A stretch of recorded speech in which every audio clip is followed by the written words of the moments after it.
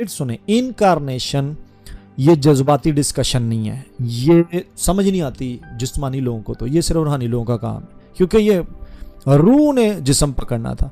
उसके बाद हमें ये प्रूव करना था उस चर्च को कि खुदा ही हकीकतन इंसान बना।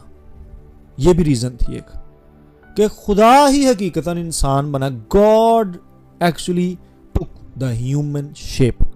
ये प्रूव करना उस दिनों में ज़रूरत पड़ गई। अब आपने देखा कि टीचिंग्स और डॉक्ट्रिन्स में with the passage of time and with the change of the audience and locality change आता है। खुदा उस ऑडियंस, उस लोकेलिटी के अकॉर्डिंगली टीचिंग्स में इंक्रीज देता है, रेवलेशंस में इंक्रीज देता है। चर्च में कुछ मॉडिफिकेशंस लानी पड़ती हैं। मैं ये नहीं कह रहा कि आप फेथ को डैमेज करके बैठ जाएं, कि आप उन टीचिंग्स को ख़राब करना चाहिए जो डॉक्ट्रिन्स एक्चुअली या स्पिरिचुअल डिस्कशंस हैं, उनको आप ख़राब करके बैठ जाएं। No, you can't.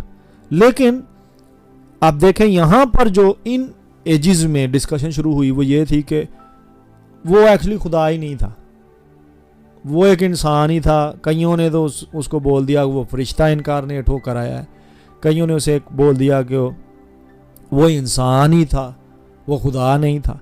तो इनके डिफेंस में ये इनकारनेशन की डिस्कशन को चर्च में इन किया गया और आज तक हम इसमें हैं। और चर्च तो अब खो बैठा हुआ है।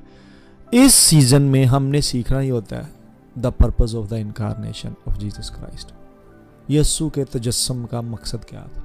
इसमें हमने ये नहीं सीखना होता कि अहाँ क्रिसमस ट्री ते लाउना है या नहीं लाउना, असा केक किसी को देना या नहीं देना, असा क्रिसमस मनाउना या नहीं मनाउना।